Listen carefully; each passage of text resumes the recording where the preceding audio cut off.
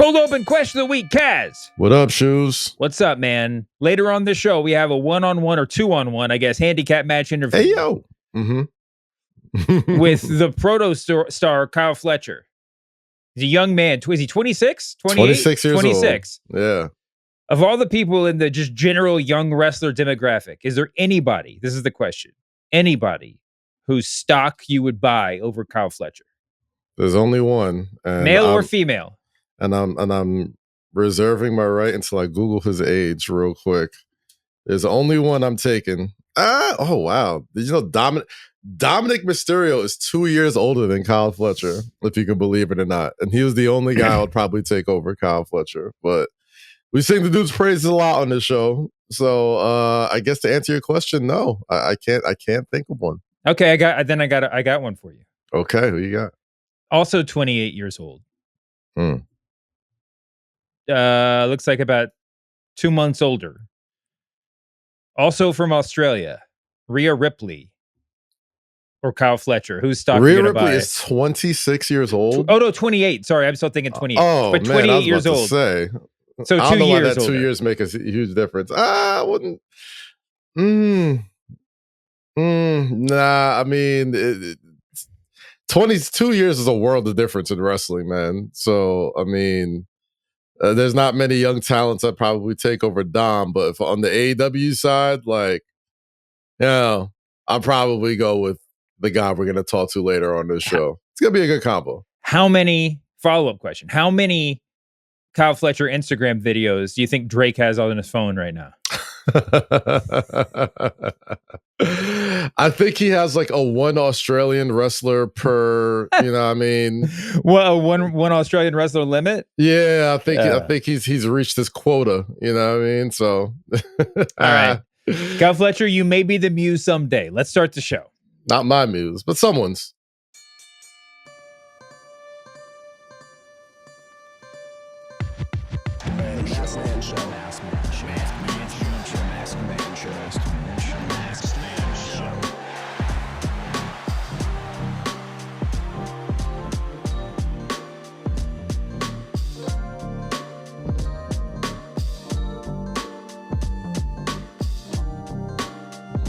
Welcome to the Masked Man Show with Kaz. How you doing, buddy? I'm doing good, Shoes. How about yourself, man? I'm doing good. Great. This debate about the greatest of all time, greatest of our time. It's taken on a life of its own, Shoes. We're doing a bracket. We're going to talk about it. I got over 128 wrestlers on the list right now. The GOOTs, 128 potential GOOTs in our list. The world champion of world champions. So for folks who may not have listened to last week, the GOOTs is the greatest of our time. So we're going from the birth of Hulkamania, January 23rd, 1984 to present. To present. So and it's I'm sure we're doing North American wrestling, right? Like we're doing North American TV. North American TV wrestling. Okay. So I mean, that includes indie. I mean, that includes indies and I'm sorry, not TV. So yeah, North American. It includes indies, includes the territories so much as they continue to exist after 84. All right. Would this qualify as a casuals list, Dave? Are we doing a list for the casuals? Because I feel like we're gonna go through this and there's gonna be like a bunch of people like, oh, you didn't mention like Hiroshima Tanahashi or like well, they're American television. I mean, they're American work, like if the greatest wrestler in the history of Japan came over and worked like 10 indie dates in 2003, I don't think that really qualifies them for the list. I mean, does it? Because that's just a continuation of their work outside of America. We're just trying to make this manageable here. All right. So but you can make the case.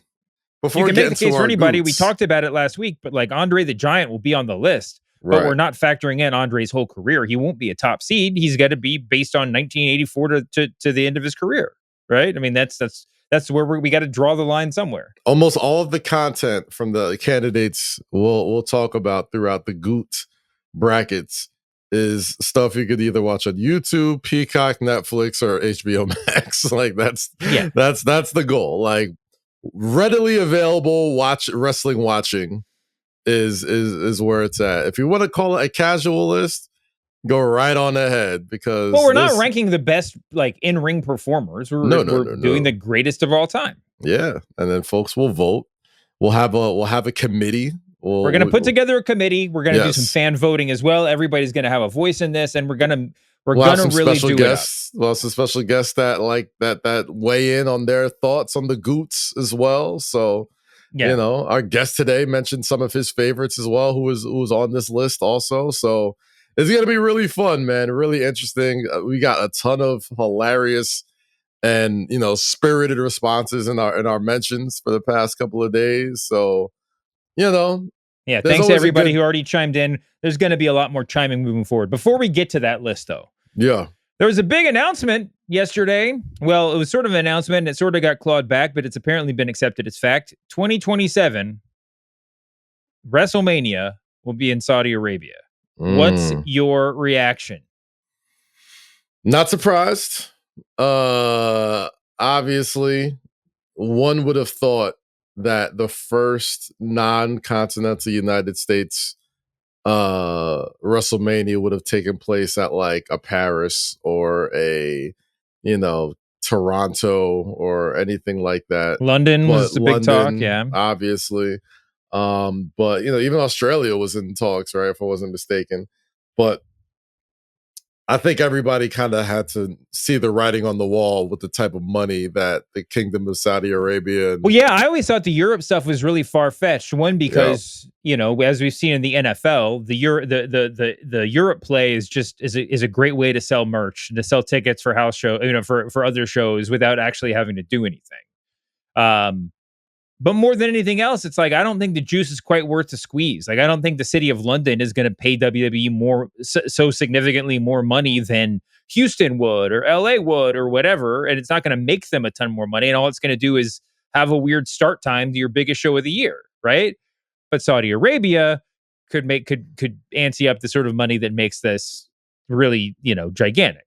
I mean, how many times have we had those conversations with like WWE folks and just folks that are in the know, and how these Saudi deals financially are like triple, like 3 WrestleManias in one, you know what I mean? Just as far as like finances. So, I mean, all that said, I think it's kind of, I can't say that I'm a big fan. I'm not a big fan either. And I mean, the fan is the appropriate word, because this is, I'm sure there will be a rabid crowd there in Saudi Arabia to cheer on this WrestleMania, but this is sort of an anti-fan move.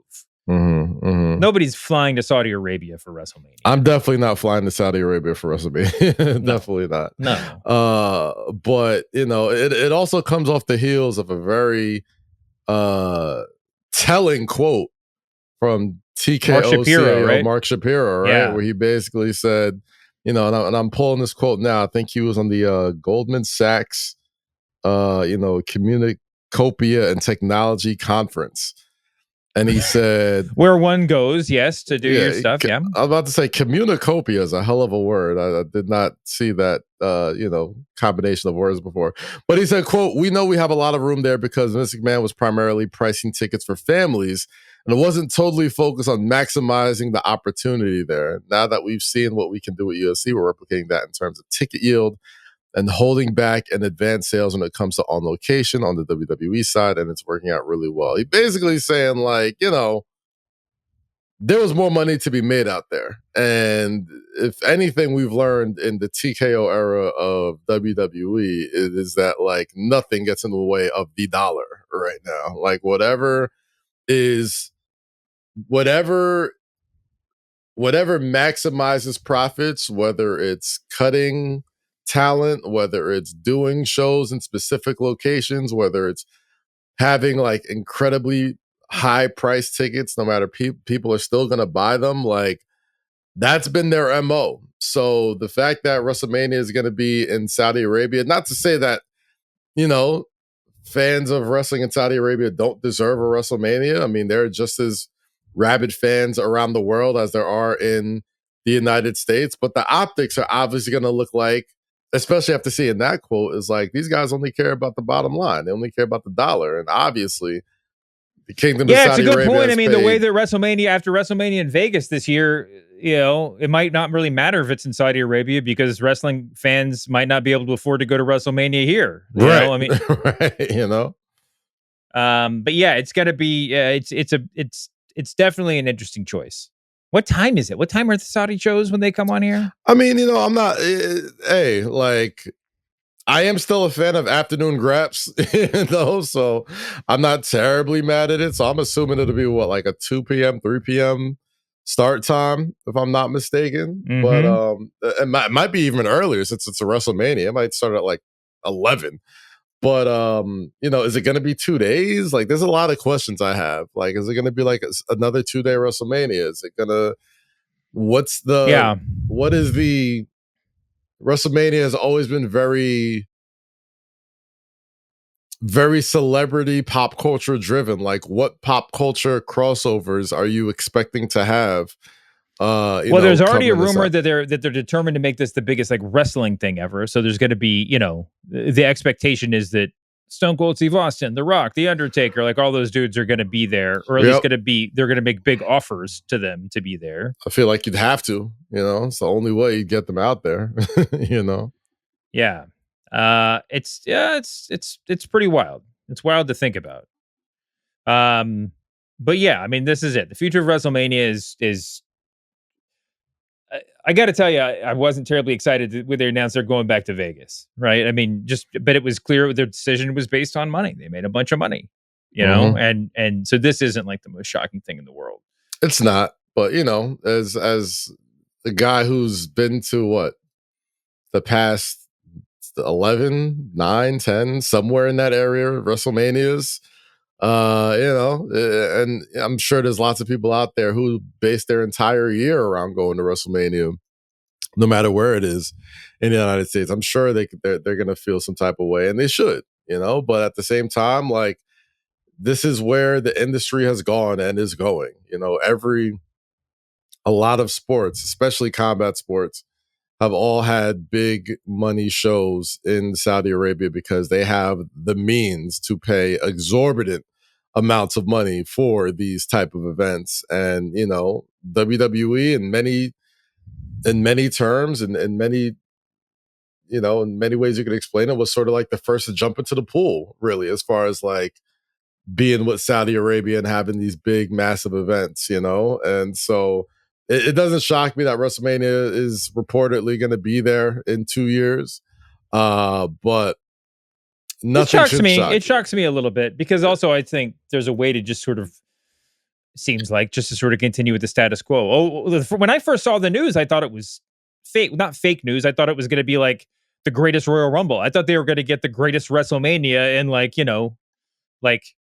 July or something, we'll just call it that, and all the wrestling fans would grumble, but which like, it still might be, because the way it was announced still doesn't lend itself to like an official WWE announcement. Like there was also talks throughout last year about them doing WrestleMania twice a year.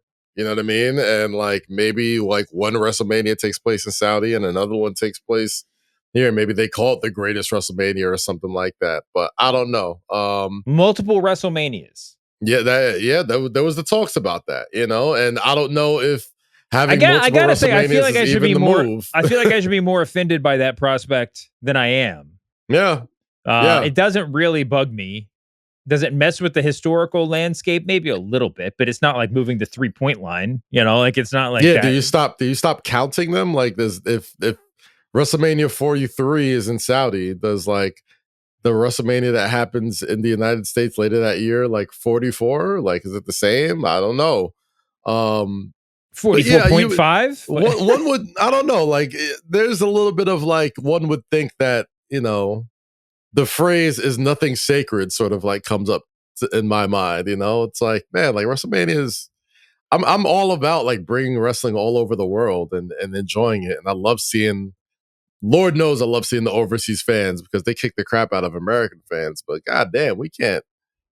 Is nothing sacred? Like WrestleMania is as America as it gets. WrestleMania is as America as the Super Bowl. Like, yeah, going not as obviously the Super Bowl is a one of a kind of experience, but like as far as like its fabric and American pop culture. No, wrestling is more American than football is, despite football being very specifically American. Yes, yeah. So I mean, it definitely. I'll hold off on my thoughts until like there's like official announcements, because I do get the feeling that they know this, like they know that like there's going to be at least a good amount of backlash for this when it's announced. And I also don't necessarily rule out the possibility of 2 WrestleManias in 1 year and a version of WrestleMania. Well, I mean, I find it hard to imagine that they would do that they wouldn't do 2 nights. WrestleMania is established to be 2 nights, and I'm guessing with the amount of money they'll be making from Saudi Arabia, it's not going to be the Saudis driving the hard bargain where they're just like, nope, we're only paying for 1, or like we're not going to pay you a penny more for that second night. But I guess it wouldn't be like a totally out of the picture thing to do Saudi Arabia 1 night and like the second night somewhere else, be it in continental US, or because it's a little bit closer time zone wise, maybe that's how you throw in the London WrestleMania. We'll do them both in 1 year, I don't know. But in some ways, having multiple WrestleManias a year does sort of take some of the headache away. It might just be all WrestleManias and SummerSlams and WrestlePaloozas going forward, with the Royal Rumble thrown in for good measure. Mm-hmm. I mean, I guess I can see the business sense there. It just feels, I don't know. As somebody who's made the WrestleMania trip part of my annual tradition with my family, with all you guys for so long, I'm just like, well, definitely not going to that one is a weird thing to process. Yeah. I mean, we've been doing this every year, whether it's the live shows, whether it's the Wale Manias, whether it's all that type of stuff. Like, yeah, it definitely affects, my annual plans. But I'll be very interested to see how this sort of unfolds. But as of right now, I'm not planning to go to Saudi Arabia for WrestleMania. You don't want to have the greatest Wale Mania ever, like I don't know if we can pull off the same things there. But hey, it's definitely a very interesting time, man. Yeah, the bodysuit situation at Wale Mania would be bizarre. Yeah, it will definitely be a stark change from what you're used to, for sure.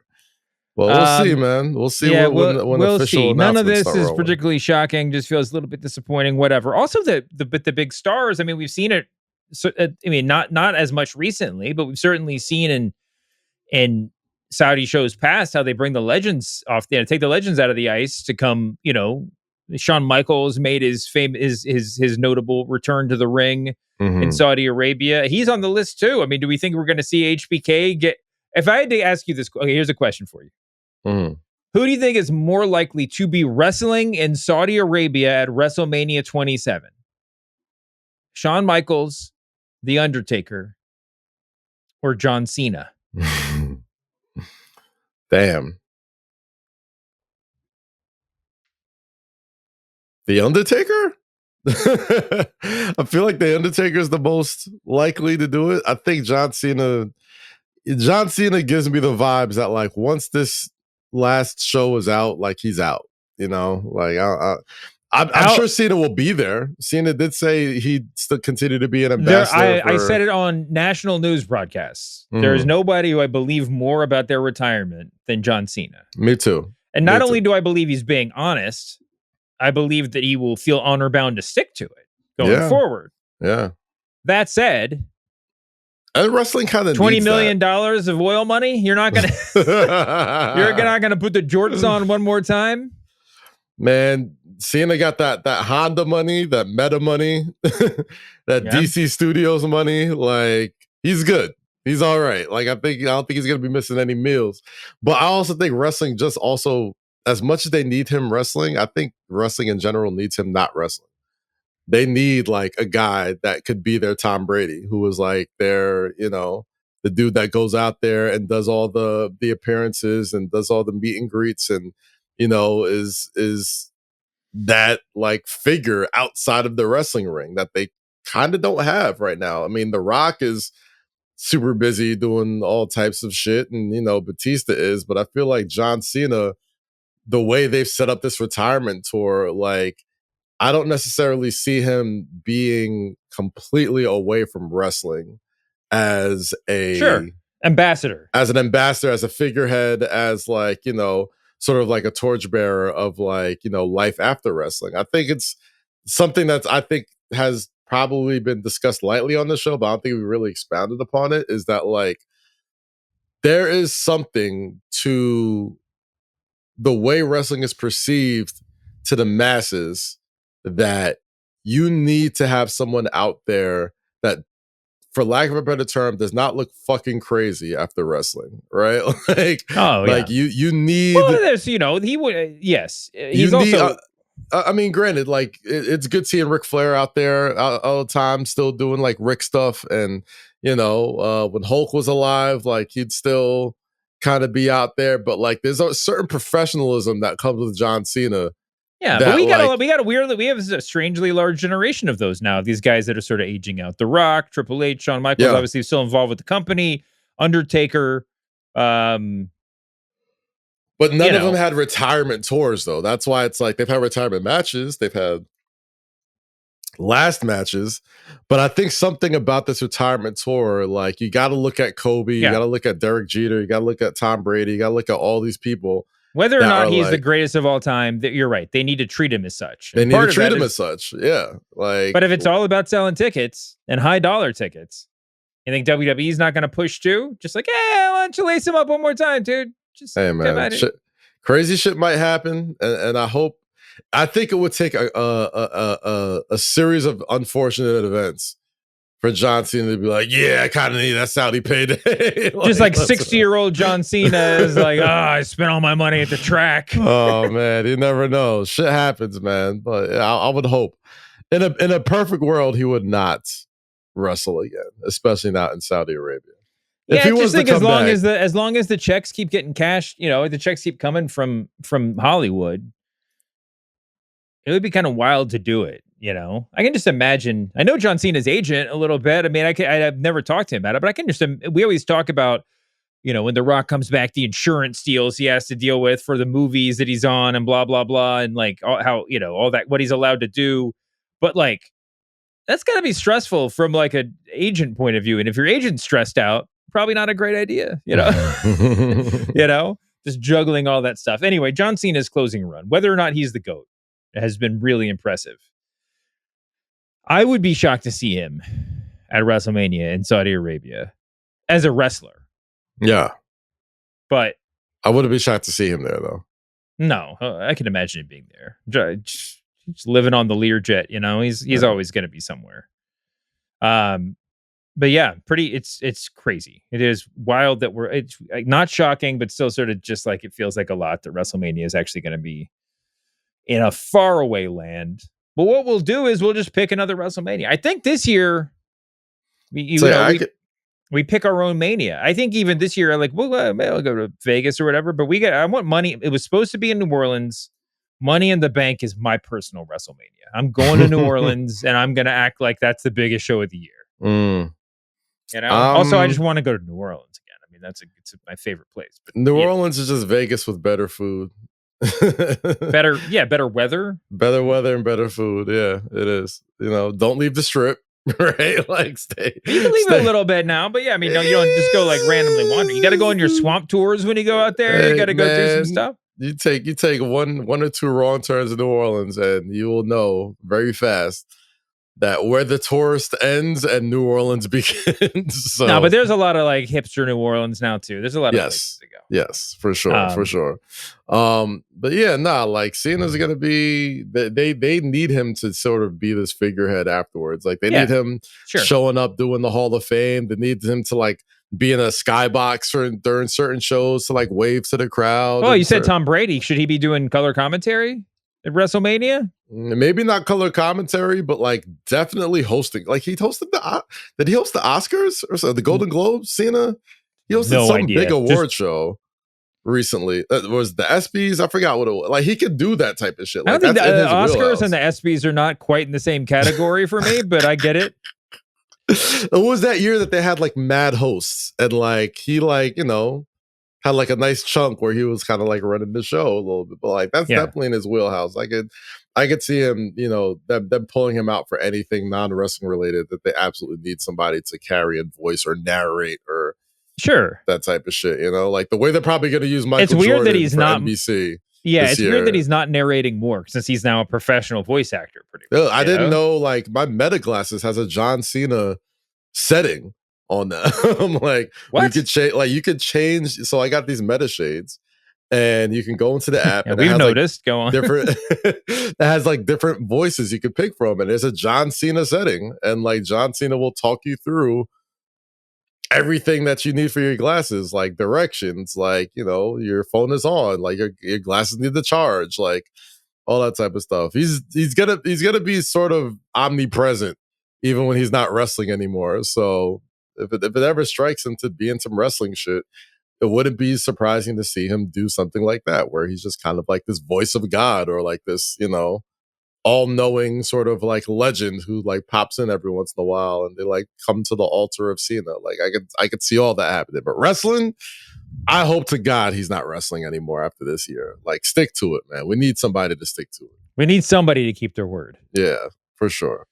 All right. Well, maybe so. Was there any other big news before we get to the greatest wrestlers list? I mean, there's obviously like big Raw and Dynamite to talk about. Like I said, we got Kyle Fletcher coming up later in the show for a one-on-one interview. Incredibly impressive dude. I mean, seems like, was he Ludwig Kaiser level? Would you put him up there? Just to tease He's up there. I think he's up there as far as like, you know, I love talking with specific wrestlers who I don't have like a prior relationship with, but afterwards to come out being like, that guy's a dude. Real dude, you know, and you know, Kyle Fletcher's up there. 26 years old, the world ahead of him. Great promo last night on Dynamite, and it couldn't have been a better time to talk to him. So that was great. Well, another thing that happened this week, NXT Homecoming. Getting ready for next week. A very heavy NXT show this week with lots of cameos, lots of returns. You got Tyler Breeze who came back. Love it. You got Carmelo Hayes who came back with Trick Williams and DIY. You got Fatal Influence taking on Rhea Ripley, Tiffany Stratton, Stephanie Vaquer. They're really loading up this return to Full Sail next week. So it only lends me to believe the moment I saw them loading up this Full Sail show, I'm like, is Dynamite on on Tuesday as well? They teased a lot of returns too. They had this video package that, you know, had guys like Finn Balor on it, Kevin Owens, Sami Zayn, Bianca Belair, pretty much anybody you could think of. Like, doing an NXT Homecoming show is kind of a cheat code because damn near 90% of the main roster touched NXT at one point. So very interesting. I think the most interesting thing to come out of that show to me was definitely the Trick Mello reunion, going up against DIY.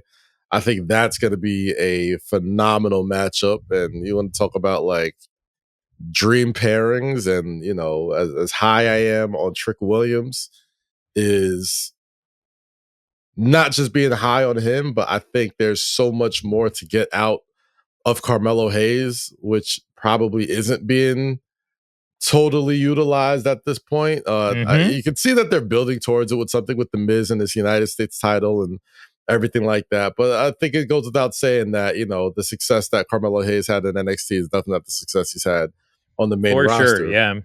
But the success Trick Williams is having right now in NXT and TNA might sort of rub off. I don't want to say rub off because it's almost like, damn, he's kind of the OG, but I think Trick Williams has heat to spare right now. I think so too. I think, you know, he's hot enough to get Carmelo Hayes back interesting to, you know, main roster stuff. So even if something starts at NXT and then leads its way to the main roster, which I could very much see happening, especially with DIY being on SmackDown, Mello being on SmackDown, like it's almost setting up a Trick Williams SmackDown debut. And it's like, you know, every NXT star gets that last little legacy run before they're like at the main roster, right? Yep, like before, you know, that you'd be a guy who's like a NXT champ, but you're not necessarily fighting for the championship anymore. You're just having like these side quests before they like send you off to the main roster. And this definitely seems like one of those Trick Williams side quests where it's like,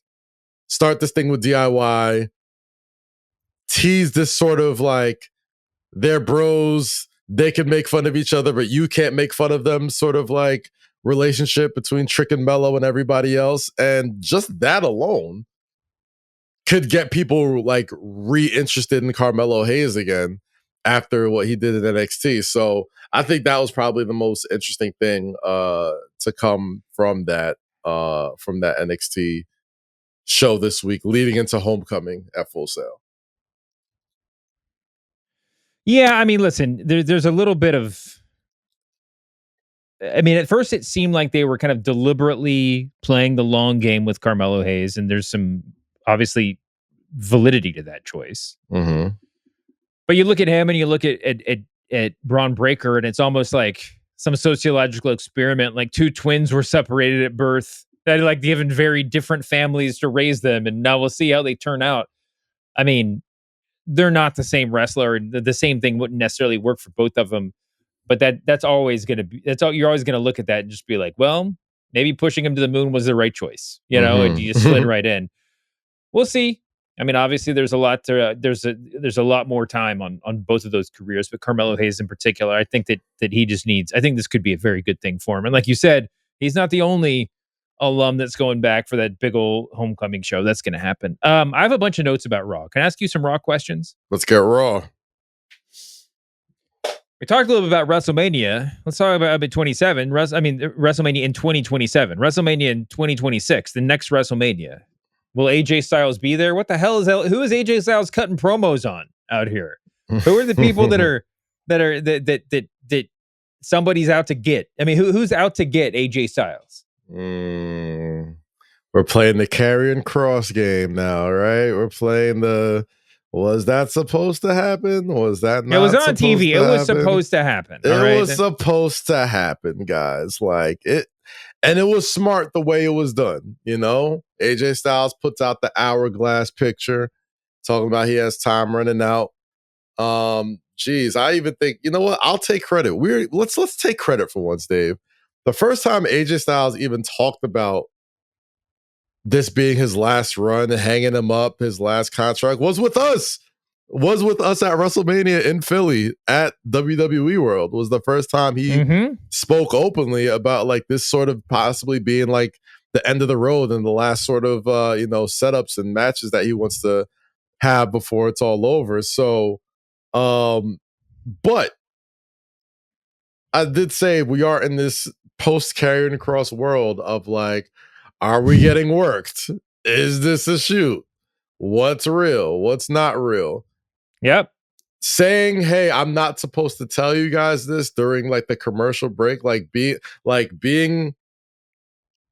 letting the audience know like this is not being aired on Netflix Live or whatever. It's for the international audience where AJ Styles is literally the second coming of Christ when it comes to that overseas audience. So it's very smart to put that somebody back there doesn't want me here sort of thing into the air. And I have a hard time believing that anything done on WWE cameras is ever a shoot. Which is why I still ain't all the way convinced about this Karrion Kross thing. But I mean, you know, it kind of is what it is. AJ Styles pretty much starting a you left me here by myself angle, me against whoever's back there, you know, what's the word? Orchestrating. Yeah.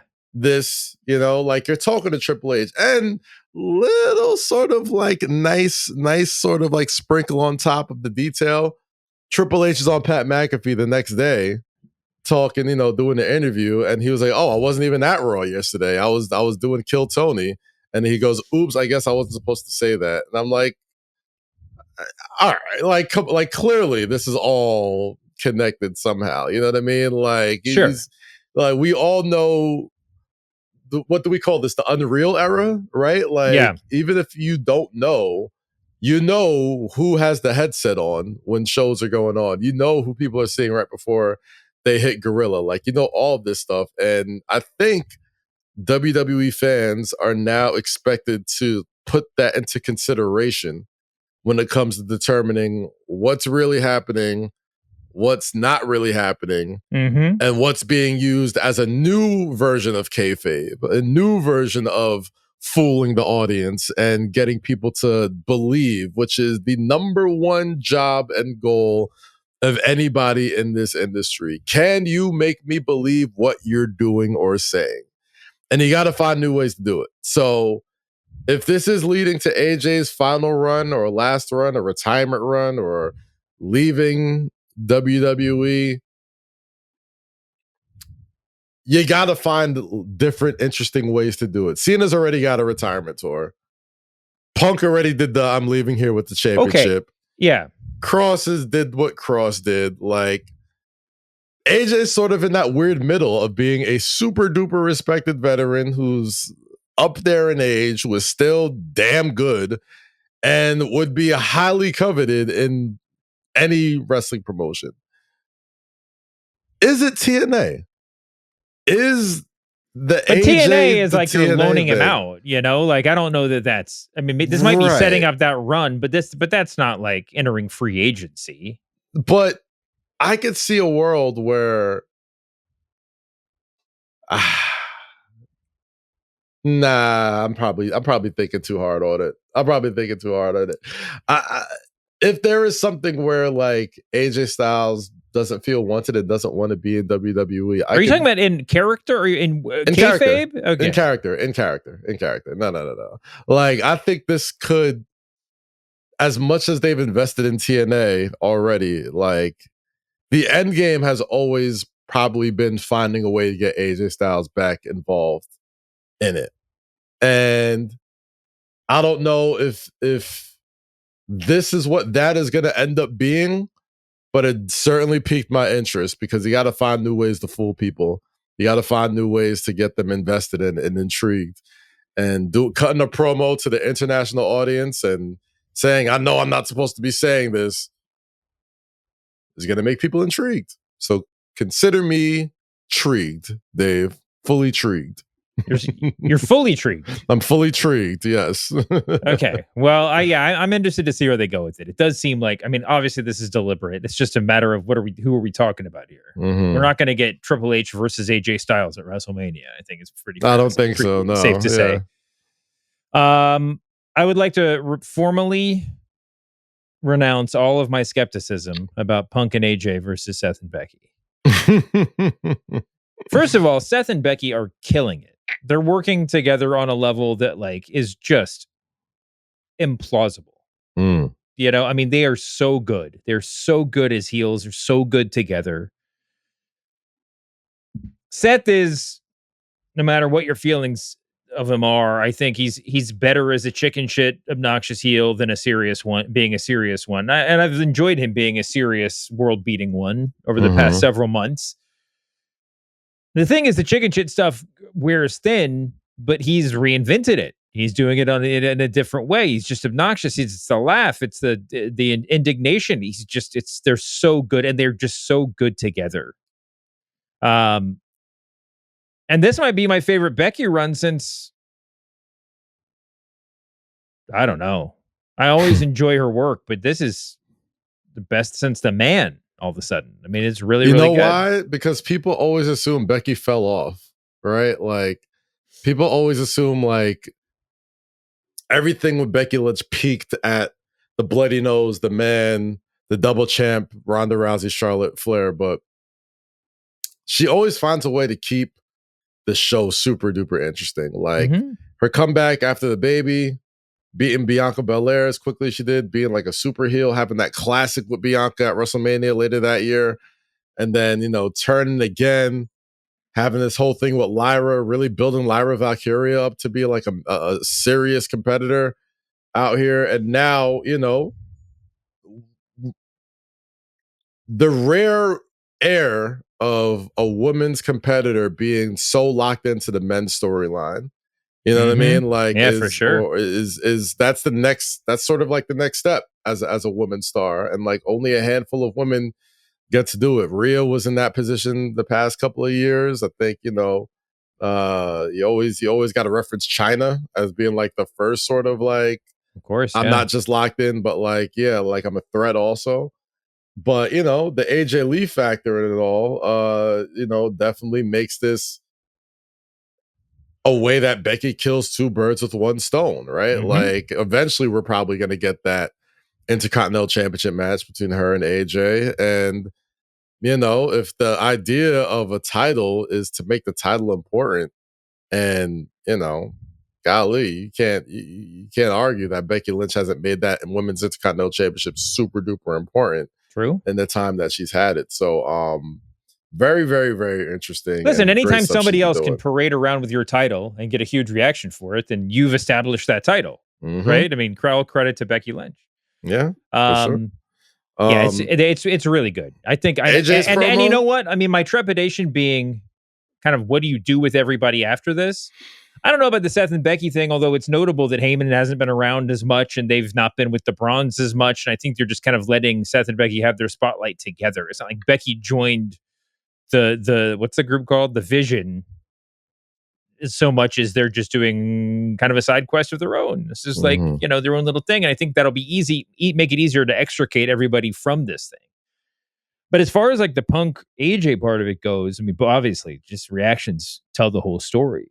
But even for Punk, I think that this is, I was skeptical of how being a part of this match was going to sort of affect his long-term character. And I'm like, you know what? It's not as much of a disconnect as I thought. I think the world is just ready for like cool, supportive husband CM Punk, you know? And I'm definitely looking forward to this match. I'm definitely interested to see where they go from here. I mean, to give it some real stakes, I think is going to be more difficult than another situation, but I don't know that it really needs any greater stakes. This is like I said, years ago, I called AJ Lee the new Miss Elizabeth. I mean, this is like Hogan Macho with Miss Elizabeth standing outside. This is the sort of match where it's like, it's just a spectacle, you know, and it'll be, we're all going to be like on the edge of our seats, even if the ending doesn't really matter in the grand scheme of things. What else? Oh, other big note from Raw. I thought this, I mean, maybe sometimes you got to check your own mood, your own biases, whatever. I thought Monday night did more for LA Knight between the opening segment and the closing match than anybody's done for him. I mean, than anything's been done for him in the past year. Come on now. They're rounding him into shape. And I'm starting to lean into the direction of LA Knight heel turn. I think LA Knight, as great as he's been as a babyface, he's got to be a heel now. Oh, like he's got to be. I think his best chance at being a world champion is eventually going heel and letting him be him. Like, I think, you know, I don't disagree. Like, the telltale sign that you got to turn heel is Jey Uso, beloved Jey Uso, spears you, clearly in the wrong. Like, Jimmy's looking at him like, that's not cool. Why would you do that? We came to help this guy out, all this type of stuff. And we're questioning if that was a heel move from Jey Uso just because the crowd loudly booed. Like, the crowd loudly booed, right? Yeah. Jey was clearly messed up for that. Like, LA Knight literally goes up to him and says, hey, are we good now? After like chasing the guys off of the chair. LA Knight got people to boo Jey Uso. I mean, that's big. Gets a spear. Although we got two trains running at the same time. I don't know if LA Knight's going to turn heel. But Jey Uso certainly seems like he's edging that way, right? I mean, they have Jimmy out there saying you're acting like Roman Reigns out there. You know, being everybody's best friend has gotten Jey nowhere. Being the Yeet Man babyface has, you know, I mean, it only gets you so far. I think Jey in character is probably coming to grips with that, you know? Yeah. And he won the title and then lost the title. This is, you know, and now he's probably squinting his eyes and saying, God, I have to try really hard to just be champ for a minute. Roman had it figured out. Roman just said, this is mine, you know? Go let other people help me out. I'll do it, you know, whatever. And so I think there might be, and remember, Jey was the tribal heir. You know, there might be more to this bloodline storyline, and it might have to involve Jey Uso sort of getting corrupted by power. You know, I mean, they can, and I think the way that they're, again, with everything else with the bloodline, they're slow walking it to the point where, I don't know, it feels like it actually could work. But anyway, Jay's over. I mean, Jay's, got this heel thing coming. LA Knight's over as hell after that night. We got the Usos versus the Bronze at WrestlePalooza. Oh, wait, let me ask you one more question. LA Knight or Jay Uso? Which of those two will be the next to carry a world championship? LA Knight, man. Like, I think it's his time. Like, I don't think it's his time, but I think he's the next first timer that I think gets it. You know what I mean? Like, I don't think we'll see. I'd love to see Jey Uso go after the WWE Championship, right? Like, I think that's should be his next sort of goal. But I think LA Knight's going to be the guy who eventually gets his next world championship. If I had to pick between him and Jay, because man, his matches have been so good, and his character development has been so good, and he's ate shit for so long. You know what I mean? Like, as far as like a guy who checks off every single box, but maybe I don't know what it is. Like, maybe it's just there's just something that just they don't necessarily. I don't know. Like, he's got a lot of Diamond Dallas Page in him. Oh, go on. Where it's like maybe he's slightly a little older than you'd like him to be by the time he's got like popping, but it's like he's still kind of undeniable. So like that first time he wins it is always going to feel like, well, he's definitely going to lose it the next time he defends it or something like that. Like he has a lot of Diamond Dallas Page in him. Yeah. And I kind of feel like he'll get it eventually. He'll definitely get it. But like, I see why he hasn't gotten it yet. Like, I don't see them. I think they see him as a world champion. I don't think they see him as a long-term world champion. I think they see him as a like, man, like, we trust him. He's trustworthy. He's a guy. Like, we've made him. Like, and there's a way to absolutely make him. And, and not for nothing, I think he's so severely underrated in the ring as well. Everybody just talks about the way he talks and his promos and, all that, and all that type of stuff. I mean, he has not been super consistent in the ring. Right. At a high level. But his last high profile matches, the Fatal 4-Way, matches with like Punk. He's very good in multi-person matches. Yeah. He has been great, so I think he's a little underrated in the ring as well.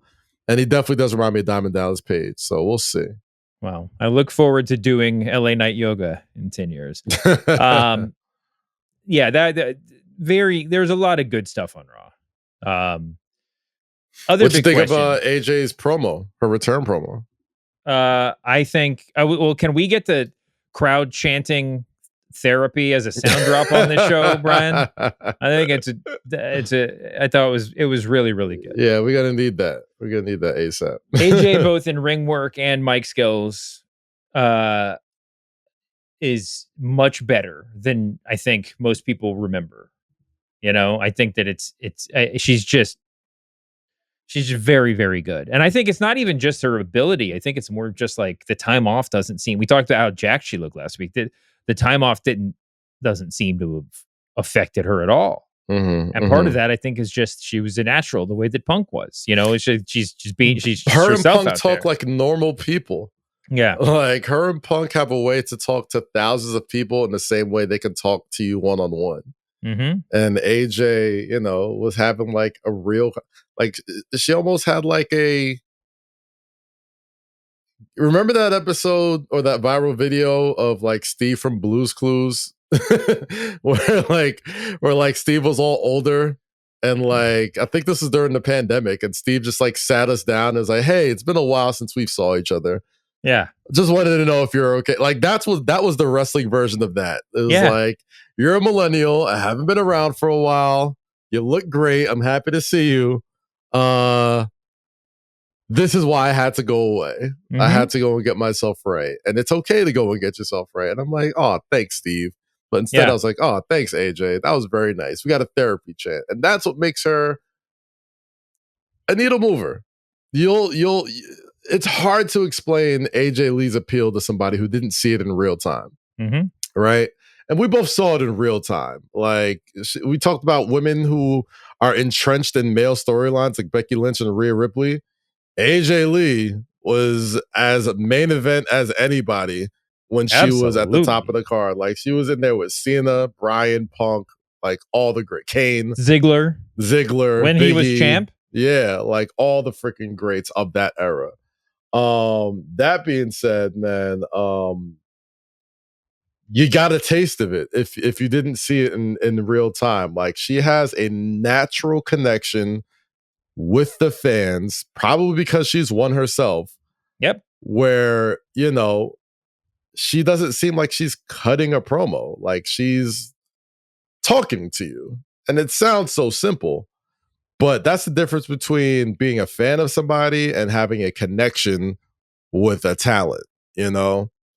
That's why people are fanatics about this person. Like, I saw a tweet the other day that said, if you thought Rhea Ripley fans bring out the weirdos in, you know, the internet wrestling community, wait until you get a load of the AJ Lee fans. Like, the same sort of stanism, the stan bases that like Mercedes has and Rhea has, and all these, like, I don't even want to say anything bad about this wrestler because like their fan base is gonna like dox me and like make me want to delete my account. Like, AJ has that same sort of fan base. So I think if this is your first time sort of, you know, getting into what AJ Lee brings to the table, you got a little taste of that on Raw.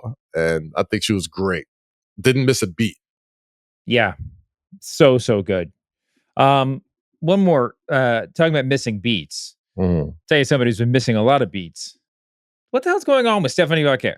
I mean, when she was in NXT, she and Julia debuted around the same time, and it was just like, this is the future of women's wrestling in WWE right here before our very eyes. She, you know, ended up probably being the bigger star of the two, and it was kind of mind-blowing the way that she was getting reactions and everything else. She gets called up to Raw right after WrestleMania 41 in a great match against Io Sky, which, you know, like we've said before, probably has the potential to be like one of the best matches, if not the best match that WWE could throw together with those two in the ring. Obviously, that match went to a no contest. She officially joined Raw on May 30th of this year. She won her way into Money in the Bank. Obviously, wrestled at Worlds Collide. She failed at winning the Money in the Bank ladder match, but at Evolution, she won the Battle Royal to get the Clash in Paris title shot, which she did not get because the title had been vacated by Naomi. Then it was announced that she would be fighting at WrestlePalooza against Io Sky for the vacant championship, which feels like that was what a make good. I mean, that makes all the sense in the world. Why give it away at Clash in Paris? We can put this on at our new gigantic event, WrestlePalooza. But then she wasn't there for the contract signing last night. There's rumor. The word is that it was a minor injury and she should be wrestling at the PLE. She's obviously scheduled for NXT Homecoming, as you mentioned. But like, what is going on? Like, what? Like, why? How do you have somebody this big and then just like keep her off TV for all these weeks?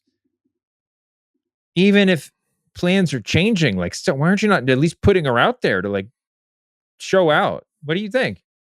I think WWE has shown me over the past year, you can be too over.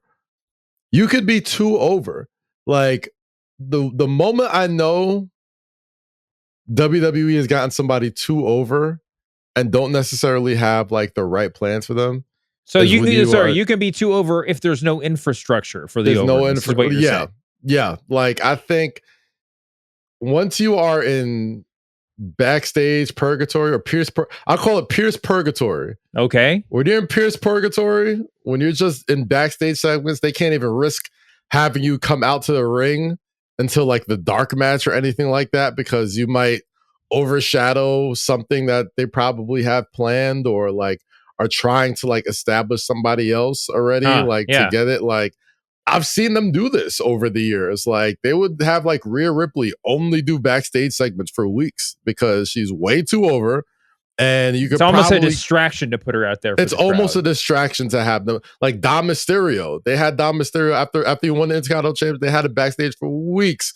It's true. Because they're trying to establish other folks, establish other stories. I've seen this. And Stephanie Vaquer, gosh, like she showed up on NXT, and I say this before and I'll say it again. When she comes out on NXT, they react like Beyonce came out. It's like she has... And she wasn't even there for that long. She was there for like a cup of coffee, did everything, left, comes back, gets the royal treatment every time she comes back. Like, so I think Stephanie Vaquer might be too over to be on television right now. Too hot for TV. She's too hot for TV right now. Like, I think obviously the Naomi pregnancy probably puts things into a little bit of a tailspin. You're trying to like, fix the plane while it's flying, you know what I mean? And I'm sure there were plans to have Stephanie Vaquer be featured on TV a lot more, but she's so freaking over, and you don't necessarily have the runway of what you guys are going to do afterwards. Like, yeah, like I've seen this happen, not even numerous times this year, where it's like, why isn't this person on TV? Like, why are they just doing backstage segment? Like, Rhea Ripley is so... If Drake and Jalen Brunson have not convinced you that Rhea Ripley is the most popular most popular wrestler in WWE, I don't know what to tell you. And if you think that's a silly thing to think, that you could be too over, ask the other wrestlers, ask the other people that are trying to get other stuff over, ask the creatives that are trying to put stories together so you have credible competitors and opponents for these people that don't need shit to be over. They are already cooking with gas. Yeah. And Stephanie Vaquer is already cooking with gas. Like, her English is still kind of spotty, but it does not fucking matter. Because what does she say? Wrestling is her language. And, like, they don't really need her to do much right now. And if they don't have anything for you, I could understand why they keep you off TV, keep you backstage, do anything like that, because it's obvious that they have big plans for those type of people. Yeah, for sure. It does just seem a little bit bizarre. There just like comes a point where like the first time I'm just like, okay, they got something else planned, and now it's just like, no, she's not. Yeah, I mean, maybe you're right. She'll come out of the gates after WrestlePalooza like a house of fire, but it's still just like. Everybody's talking about her, but it's like she's an afterthought. I don't know. It's a long time to make people wait for the next big thing. That's all I'm saying. So Asuka versus Nikki Bella was very good. Very good match between those two. Nikki Bella letting people know. You know what I mean? Y'all must have forgot about Nikki Sawa. She can still go. Rusev beat Penta. Are you shocked? No. We got the Woods fuck finish. No, I'm just saying. I love this promo, though. It's like, when I come to WWE, everyone loves Penta. Adam, why don't you love Penta? I was like, Adam, why don't you love Penta? Good question. He came out, I mean, it wasn't that long ago. He was interfering in the world title match. Like, he was like the main event, like, adjacent. He even got a strut in before going to help Sami Zayn or whatever it was. One AEW news note. We can talk more about Dynamite if you want, but Wardlow is apparently injured again. Did you see this? Wardlow somehow tore a pec in his return spot. What is going on? We should ask Fletcher later. What's going on with the Callis family? They can't keep a healthy roster over there. That's why there's so many people. You got to have like he has like they platoon just know swaps. that people are going to be out. Yeah. They do like hockey substitutions in the Don Callis family. It's true. Like, 3 people are out, 3 more people back in. We got a Daniel Garcia heel turn at the end of the show. Yeah, man. The only thing is, it feels like a little bit late. Like, shouldn't this have happened a year ago or something? I don't mind it. He needs it, and he's a nice new look. Also, I'm not sure about the Garcia Wheeler Yuta both being part of this group thing. They're both sort of young lions. But I don't mind it. Garcia's a good fit, Garcia's a great fit. He's another guy like he's like the LA Knight thing. It's just like you got to figure out what to do with this guy, because he's obviously you have an investment in him, and the fans like him, and it's like they're willing to cheer him doing dumb stuff. Let's give him something real to do, So yeah, that was that. I mean, it was a good moment. It probably steering towards a Death Riders thing. I mean, we could even do, I don't know. I'm about to start fantasy booking Blood and Guts, but there's a very good like women's Blood and Guts match that might be piecing together. Obviously, there's been some interaction between Statlander and the Death Riders, and we're going to talk a little bit about Hangman and Fletcher when we talk to Mr. Fletcher later on the show. Toni Storm had her ECW moment. MJF already a bad husband. Cutting a promo and walking out on his new wife the night after the wedding just to come kill Mark Briscoe. Fantastic stuff by him, as always. You want to talk about the GOOT, the greatest of our time? Let's talk about the GOOTs. I'm looking at this list I made. I made this list and I was like, I have a 32. The idea was maybe we'll do a bracket. Maybe we'll do a 32 person bracket. And then it's like, all of a sudden I'm over 60. I'm up at 60 names. I'm like, okay, a 64 person bracket. I run it by a couple people and I'm at like 130. I'm like, okay, we got to get this to I guess we're doing a 128 man bracket. This is, in case you missed it, greatest wrestler of all time, men's division only. And this is since Hulk pinned Sheik, right? So basically since the beginning of Hulkamania, 1984 to the present. Any great accomplishments you had prior to 1984, not really going to be factored into this, although you can make a case with whatever you want. We're going to get some other voters in here. We're going to have Twitter polls, so you guys will get to vote too. I'm not sure if we're going to start with 128 or 64. I want to go through this list and figure out how many people really deserve to be on it. We're trying to figure out what like the middle was for this giant list I've made. You know about the Mendoza line in baseball, or the mid majors in college basketball. But what I'm saying is, I was trying to figure out where to draw the line. We're going to have the Steiner line here. You have to be. We're going to go through. We're going to go through this list of 134 people. You tell me. This is 134. Jesus Christ. We're going to whiz through this list of 134, and we're going to gauge just for the sake of it on the Steiner line. Are these people closer to being the greatest of all time than Scott Steiner or not? Okay. This is Steiner line. I think I've adjusted this in alphabetical order. So these are going to be an alphabetical order, not order of greatness or anything else. Okay. Brian, you can get in here too, or you can help Kaz if Kaz doesn't know for sure, or if you disagree, have your voice heard. Okay. And we're all going to do this, but let's do this. All right. Better or worse in GOOT rankings than Scott Steiner? Number 1, Too Cold Scorpio. These are already hard. This is already too hard. This is already too hard, yo. I think you got to put Too Cold below. Yeah, I think I got to put him below Scott, even as much as I fucking love Too Cold Scorpio. Yeah, just a smidge under Scott Steiner. Yes. Abdullah the Butcher. Below. Really? I'm gonna put him below. Did Scott Steiner ever have himself electrocuted in an electric chair on the pay-per-view?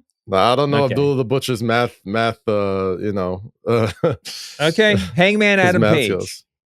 Below. Oh, just a confident below. I might. There's a lot. There's going to be a lot of recency bias when we do this thing, where people are going to be mad that we put whoever Brian Pillman over Hangman Adam Page. But we do have to factor in some recency bias. I mean, Shaq was one of the 100 greatest players of all time, even when he was younger. Like you sometimes you make these decisions because it's going to look dumb in a year Hangman if you don't. Yeah, I'm gonna put Hangman over. Yeah, Scott Steiner. Okay, AJ Styles. Yes. Andre the Giant. Yes. 1984 to the end. But yes, I'd say yes too. Arn Anderson. Ooh. Tie? I think the Horsemen are too important. I'd say Arn is over, and you can make the argument maybe no for Tully, but I'm putting Arn over for sure. Gotcha. By the way, there's no tag teams in this, so there's a couple of people who are notable tag team wrestlers who are on this list, who you make the case for them as part of their, with their tag team work as part of their resume for sure. Mm-hmm.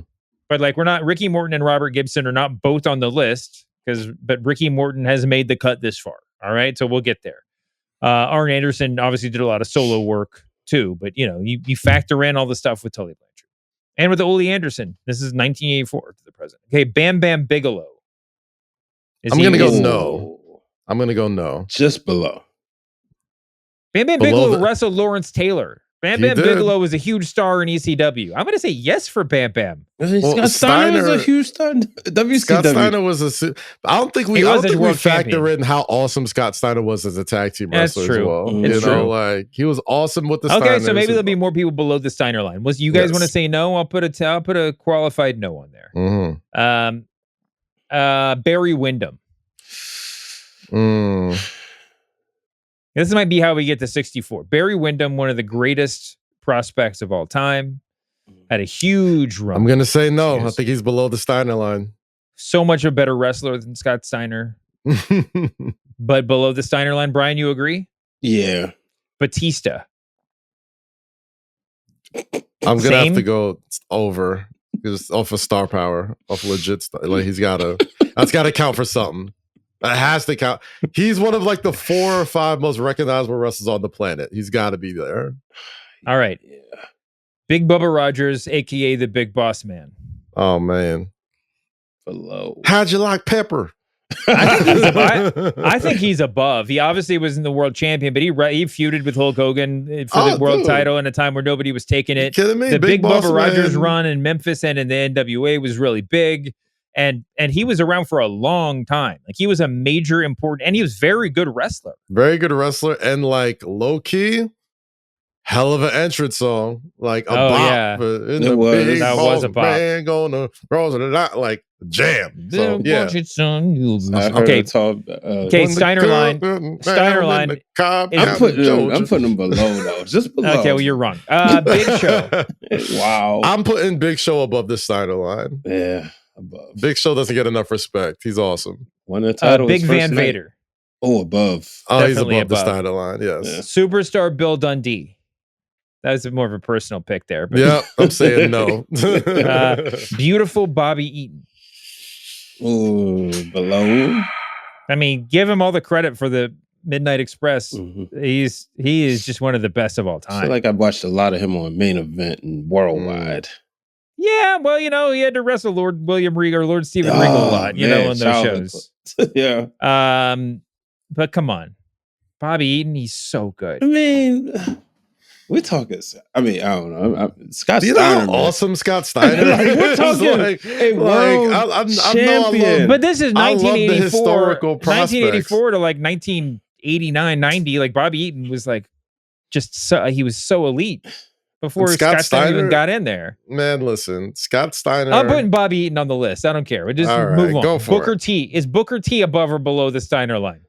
I almost think Booker T could be part of the Steiner line. Like he's right on the line with them. All right, I'm putting him in for sure. We'll give him a yes. This is tough. Bray Wyatt. He had some impactful years. I actually removed Bray Wyatt's father to put Bray Wyatt on this list when I was making hard decisions. So that was pretty much what I said. I was like, does Rotunda make it? And it was like, well, I actually feel like Bray deserves it more because he had so much impact in such a short amount of time. Yeah. I think he's I would put him above slight. He's easily one of the most like impactful creative forces WWE's ever had, but yeah, he's on the list. He's got to be in there. I'll make it. He's another asterisk, but he's there. Okay, Bret Hart, 100% yes, right? Flying Brian Pillman or the loose cannon Brian Pillman. Bret Hart might have his own bracket. He might have his own wing. There's one seed. Yeah. He might be a 1 seed. Yeah. Brock Lesnar. Yes, definitely above. Yes, Bruiser Brody. Yes, because of the time period, he is not above. Okay, I had trouble getting him on the list. He wrestled so little in the U.S. during this period. It's only about 3 years from Hogan pinning Sheik to Bruiser dying. And a lot of that work was in. We're officially not counting Puerto Rico only because it's such a different universe of pro wrestling than WWE than the U.S. There's very little crossover and whatever, and it's just too hard. I'm just not an expert. So without Japan and without Puerto Rico, there's just not enough of Bruiser Brody, even though he's one of my favorites. Yeah. All right, Bryan Danielson, he's above the Steiner line. Yes. Chris Hero.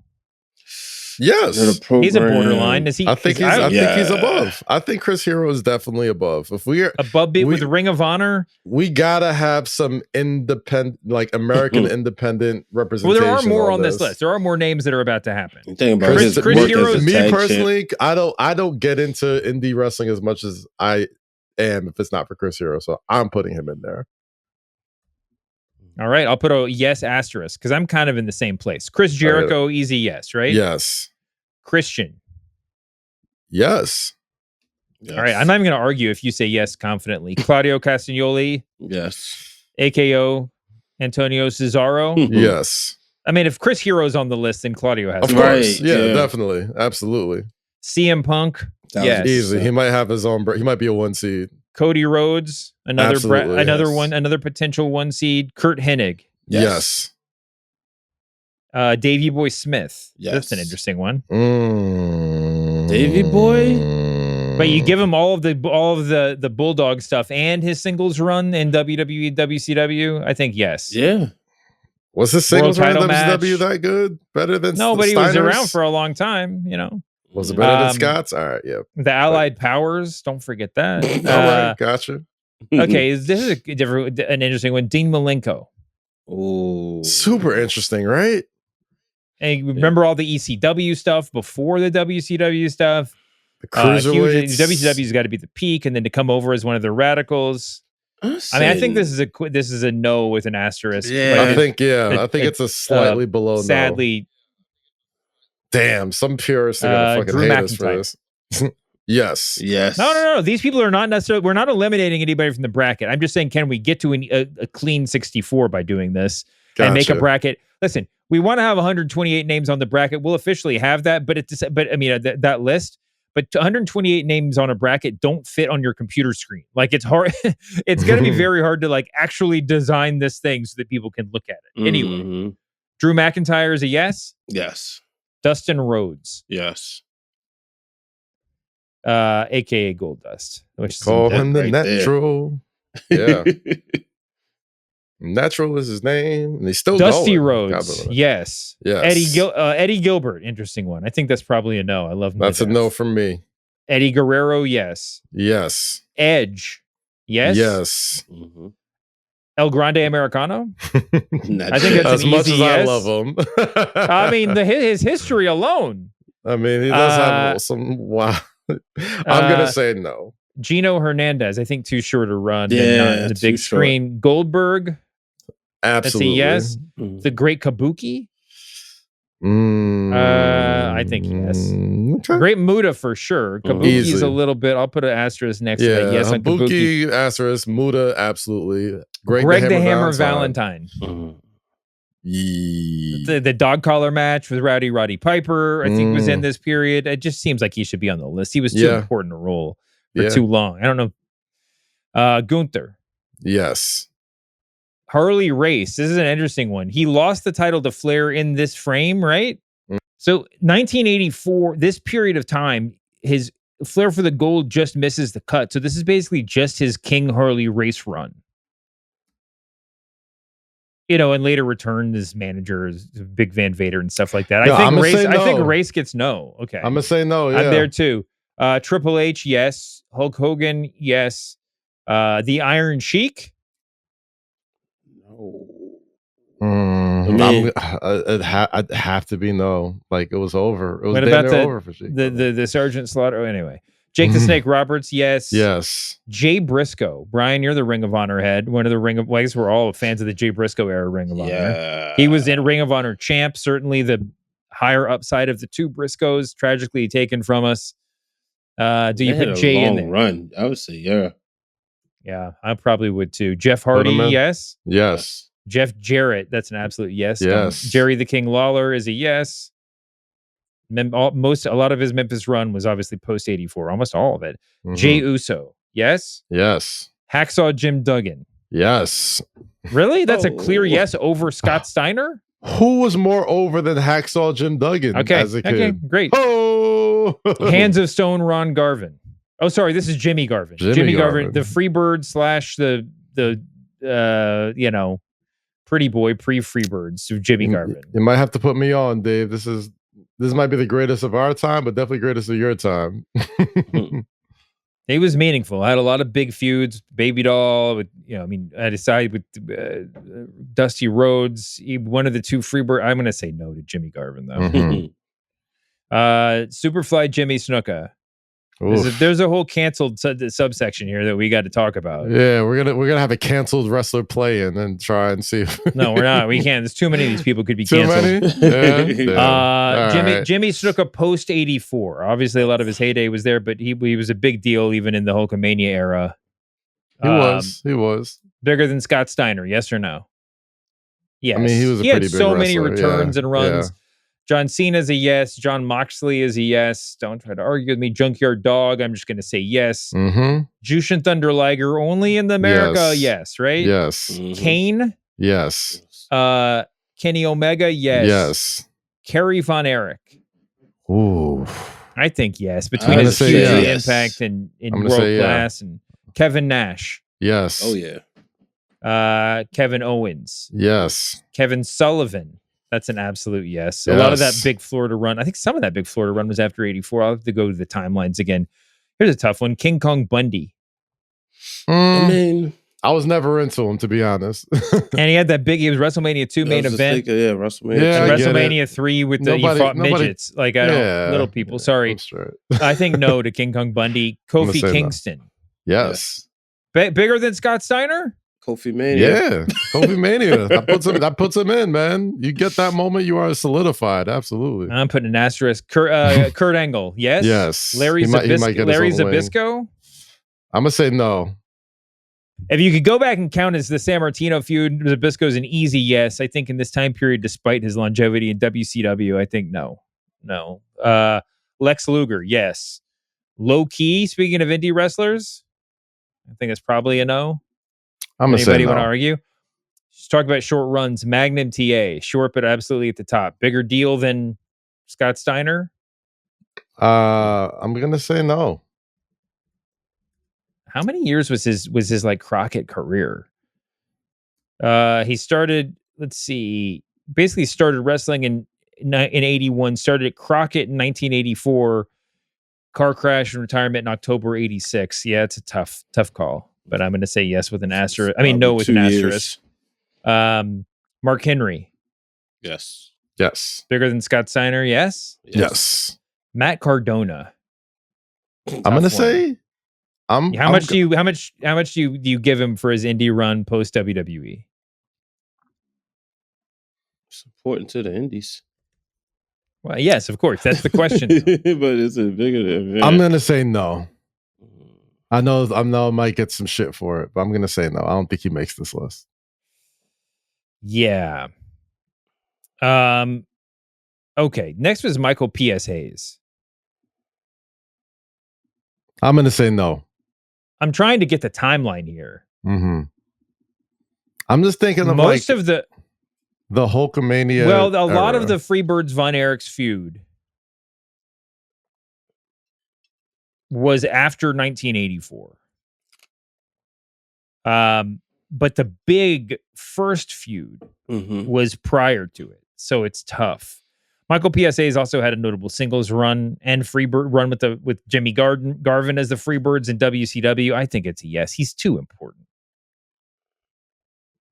They just did too much stuff, man. Mm-hmm. I'm going to say yes, but I know that people are going to, I'll put an asterisk by it. I know some people are going to disagree. Mick Foley. Yes. MJF. Yes. Necro Butcher.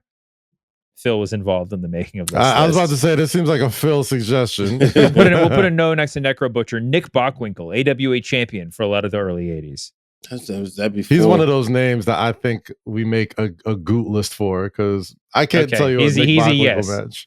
Yes? All right. Okay.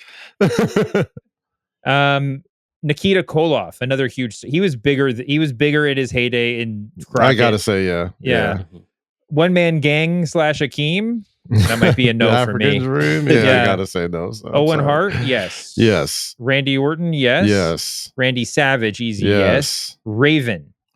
Oh, ECW I think yes. is big. Yeah, ECW and WCW. He was like the biggest star from Johnny ECW. Polo. Come on now. Mm-hmm. Yeah. Rey Mysterio, yes. Yes. Ric Flair, yes. Rick One Martel. seed. Rick Martel, also AWA champion in this time frame. And then the phenomenal model. dropkick, too. Yeah, one of the absolute best. Rick One of the Martel. prettiest Is he dropkicks. bigger than Steiner?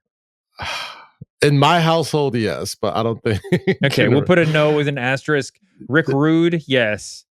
Ricky Morton, I'm going to give it a yes. We got to skip through some of these. Ricky the Dragon Steamboat. Yes. Road Warrior Hawk, the only Road Warrior who made this list. But not Animal? We can only put one on here, and Hawk had a feud with Flair for the title. I'm going to say no. He was more jacked. I feel like he was cooler. He said, "What a rush." Well. All right, we'll put a no. Rob Van Dam. Yes. The Rock, yes. Roddy Piper, yes. Roman Reigns, yes. This is a great run. Ron Simmons, all the yes. R's, yes. Oh well, until we get to the end. Rugged Ronnie Garvin. I love Rugged Ronnie Garvin. You could really make the case for him very easily. Is he bigger than Scott Steiner? Does he surpass the Steiner line? He had a really huge feud with Ric Flair. Maybe Rick's one of Rick's biggest opponents. So Sting and Luger came along. All of these like borderline guys are guys who just feuded with Flair. This just bolsters Flair's case. Because outside of that, it's like, well, he feuded with Flair. I'll put a no asterisk. Yeah, I'll put a no with an asterisk if we need one more thing. Sabu. Yes. Sami Zayn. Yes. Samoa Joe. Yes. Sandman of ECW. Oh fame. Man, the original aura farmer himself, the Sandman. Mm-hmm. Couldn't wrestle a lick, but goddamn, he was a rock star. He could go. He had some good matches, but I want to put a no with an asterisk on that one. Okay. Asterisk, yeah. Scott Hall, yes. Yes. Scott Steiner, no, I'm just kidding. Yes. Seth Rollins, yes. Yes. Shawn Michaels, yes. Sheamus, yes. Sheamus bigger than Scott Steiner. He's doing some of his best work right now. I don't disagree. I just want to say it again. Sid Vicious. Oh, that's a yes. He was the man. Yeah. He was almost Hulk Hogan. Sergeant Slaughter. Yes. G.I. Joe's for sure. Yeah. Stan Hansen. I got to check the timeline on Stan Hansen. I think Stan was a little bit before my time. Let's see. He was in Japan through much of this period. In he was the AWA champ, and then it was in AWA from 85 to 86. World Championship Wrestling 90-91. Mm-hmm. Ooh, not a lot to go off of here. I'm gonna say no. Yeah. He was so great in his brief time in AWA. All right, we're gonna go no, despite the fact that he is clearly one of the greatest of all time. Stone Cold Steve Austin, but he's yes. not the greatest of our time. Steven/William Regal. Oh, yeah. That's a no for me, dog. Bigger than Scott Steiner? Bigger than Scott Steiner. William Regal was awesome. Awesome for a lot of his time. But if no, it is. I'm with it. Well, asterisk it. I got some pushback from some other parties on that one. Sting is a yes. Yes. Swerve Strickland. Is he yes. Easy yes? Yeah, I'm gonna say easy yes. Remember, think about this next name. Think about his ECW run. Tajiri. I was such a Tajiri fan, but I don't know if he was bigger than Scott Steiner. But Tajiri was the man in ECW. Brian, you make the call. Yeah. Yes for Tajiri. Yeah. Okay, I'll put an asterisk on there. Ted DiBiase, yes. Yes. Terry Funk, yes. Don't even argue. Terry Gordy of the Fabulous Freebirds. I don't think there's enough in the United States. I'm putting that as a no. Terry Taylor. The Red Rooster. That's probably a no. I mean, you can make a Tito Santana. Easy, yes. Yeah, I love me some Tito Santana. Wildfire Tommy Rich. That's your man. Wildfire Tommy Rich. Oh, but he won the NWA Championship in 81. So, yeah, there's nothing. I mean, he wrestled in Memphis. It was great. Teamed up with Eddie Gilbert, actually, all that WCW run. But he was sort of like low-key washed by then. And then, but you could make the case. I mean, he was a notable name in WCW for 3-4 years. And then he was part of the FBI and ECW. I love Wildfire Tommy Rich. I'm going to say no on this one. Mm-hmm. Tully Blanchard. No. Nope. I mean, his TV run as TV champ and the Crockett was really, really big, but I'll go with the no on that one. Might asterisk that just for the sake of it. The Ultimate Warrior. Yes. It's got to be a yes. Undertaker. Yes. Big Chief Wahoo McDaniel. Also got to do the. Okay, if you say yes, then that's fine. Hell yeah, I love Wahoo McDaniel. I'm just trying to figure out the timeline on this one. Mm. How much of that was post 84 when he did the bounty? Yeah, we'll put an we'll double check the timeline here. I'm gonna give him a qualified no just because of the time, because I'm not sure about the timeline, and then a few more here. Will Ospreay, already a yes. X-Pac, yes. Yeah. Conan, yes. Kevin Von Erich never left up world class. You want to put a no on that one? I'm gonna say no. And then the Ultimo Dragon. What a final three. Yo, I want to propose Bobby Lashley. Does Bobby Lashley make this? Oh, we can put him on there. Yes. Okay. Bigger than really? Yeah. Okay. Bobby? Yeah. ECW champ. Don't say that like it's the same ECW. Well, WWE champion. He got to hold the OG belt. If you got to hold the OG belt, I give it to you. If you want to put Lashley on there, that's a yes. Dolph Ziggler. World champ. Scott Steiner never did that. Scott Steiner? Yeah, he did. He was that's true. I was talking about WWF, but still. I'm going to put Ziggler as a qualified yes. He's a qualified yes. Ultimo Dragon, we never decided. All those belts. Yes. There's not enough arguments on here. Folks for WCW do you want to argue? versus NWO. Do you want to argue? Chris Benoit. It's the last name on this list. With a reason. We were going to jokingly do a canceled play-in, but like we said before, there's too many people that we get into more fights over whether or not somebody's canceled. The professional wrestling is the slipperiest of slopes. Yeah. So Chris Benoit, I'd say if you factor in the murder homicide, slightly below Scott Steiner. We acknowledged it. I'm still going to say no. I don't think he gets it. Well, guys, that's the list. If we left anybody out completely, I'll post this online or we'll post this on the Ringer account somehow. As it stands right now, we have, let's see, 1, 2, 3, 4, 10 qualified yeses, like yes asterisks. And then we have how many people are definitely above the Steiner line? It looks like 90 definitely above the Steiner line, separate from the 10 yeses. I mean, the 10 asterisks. So we can get to 64, but it's not going to be easy. Mm-hmm. Steiner was a good person to use there. Anyway, the potential number one seeds are who?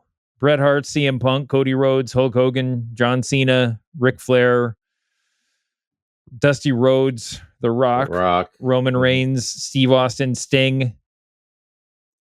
I'm sure I left out somebody really important there. Danielson. We put Stone Cold in there. Kenny Omega. There's Kenny Omega. I feel like we should do like specific one seeds. We should have like certain categories. Yeah, like I mean, Kenny Omega, though, we're not counting Japan. I don't know. Right. At that point, was New Japan on enough on American TV?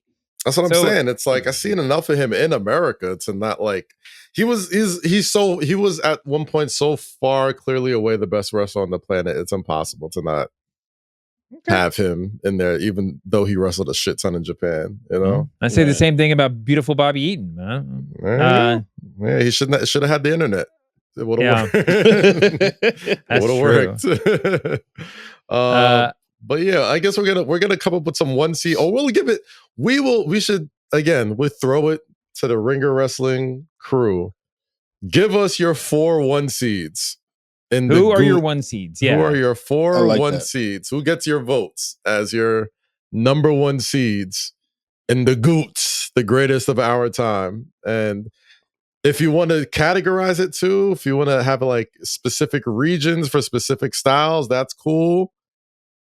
If you come up with a dope idea, we'll credit with you, and we'll give it. We'll work it into the GOOT discussions with everybody that we have here. But yes, the next assignment for everybody listening to the show, at us, at Brian, myself, Dave, Ringer Wrestling, your 4 number 1 seeds in the GOOT brackets coming soon. Or just do the 4 and the next 4.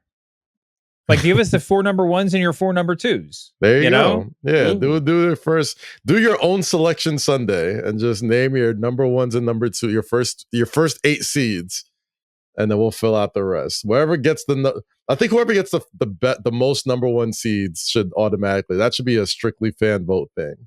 Yeah. All right.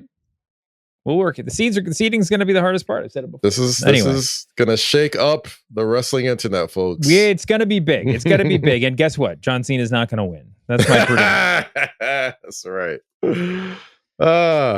Oh man, I'm already exhausted. We're going to make this thing. We're going to blow it out big and beautiful, and brackets to hang on your wall. Sorry, we had to kind of rush through that.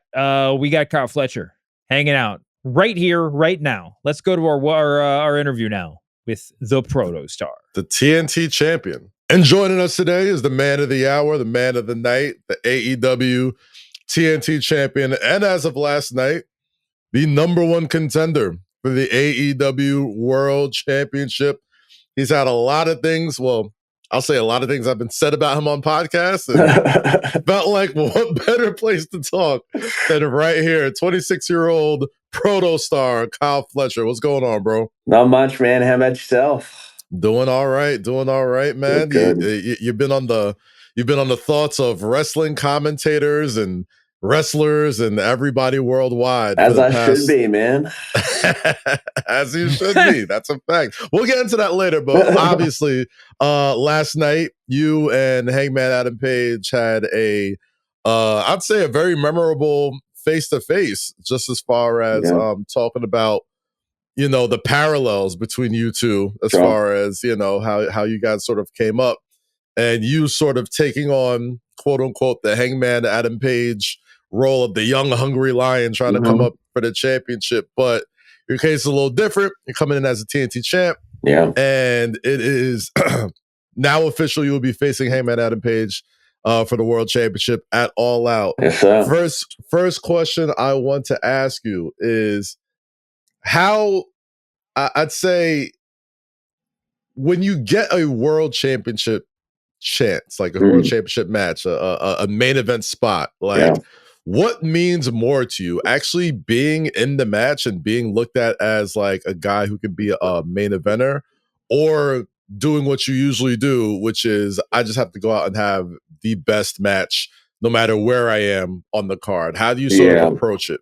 I mean, obviously I like to approach everything. My kind of mentality is treating everything I do as the biggest deal possible, because I think that kind of like resonates. I think people can feel when you take something seriously, when you treat something seriously, and that's how they view it as well, then in hindsight.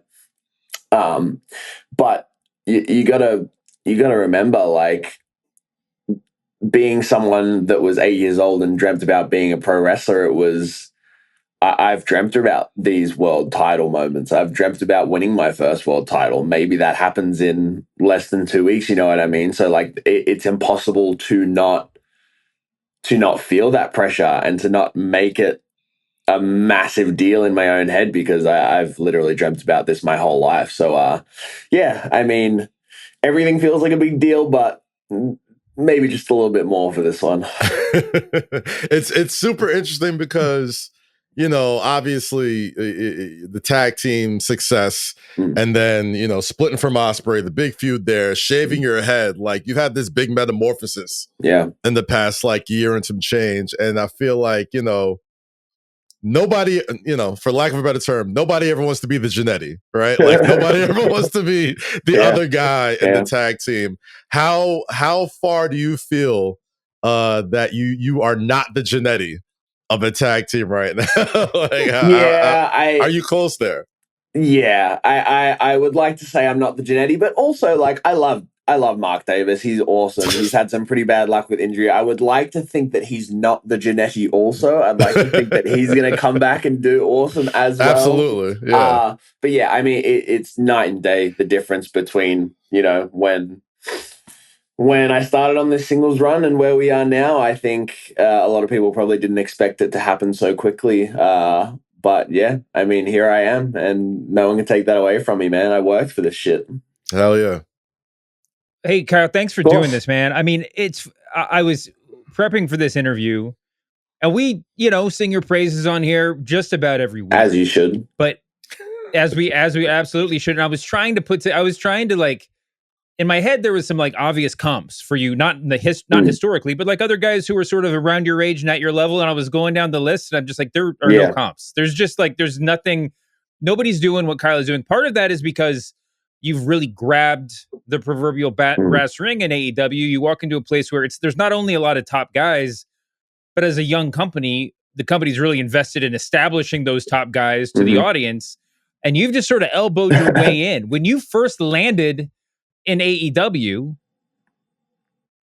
did you see a lane? Did you see an opening? Or was there a single moment where you were like, man, if I just, really give this 200%, get in the gym, like really work on my craft, to really like lean into the promos, that opportunity was there? Or is this just the general mindset of always trying your hardest? I mean, it's a good question.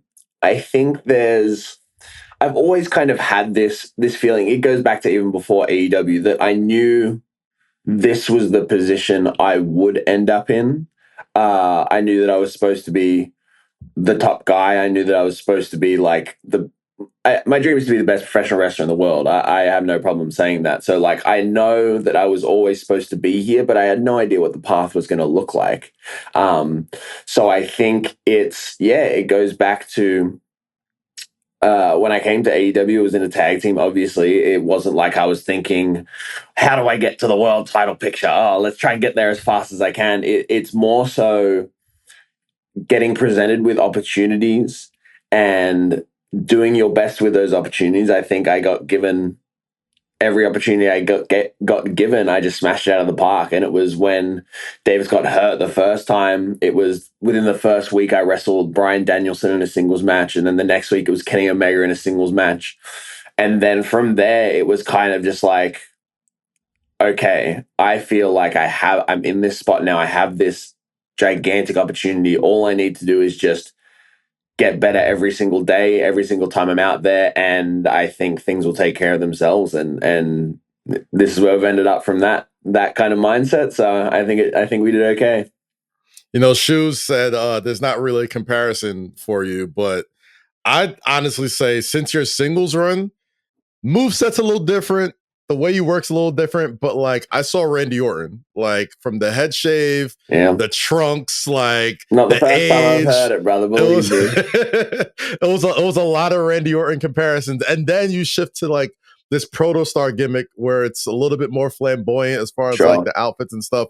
Was that a direct response to like the Randy Orton comparisons, or were you just trying to be like, I got to do my own thing? No, not necessarily. I think when I did the head shave and like the character change, whatever you want to call it, it was like, okay, I have to make my look stand out. I have to change things, right? I have to change things up from what I was doing before. And then it was trunks was the idea. It was like, oh, okay, I'll do trunks. I'll change the jacket. I'll put the entrance pants. I'll do whatever. And then that's when I started getting the Randy Ortons, and I was like, okay, that's a nice comparison, but like I never want to be a copy of someone else. I want to be my own person. So then it was from there, okay, how do we change things to become a little bit more unique? And then organically I ended up with the pink, and the pink is stuck, and then everything kind of just evolves. So yeah, it evolved very naturally into what it is today. When you're on the road running from hotel to venue, or if you ever get out on the street, if you see a pink suit in the window of a store, do you have to stop? Actually, that hasn't happened yet. No, I have my custom suit store back home that I just go back to every now and again. I go, I'll take that pink one. I'll take that pink one. I'll take that pink something. So, yeah.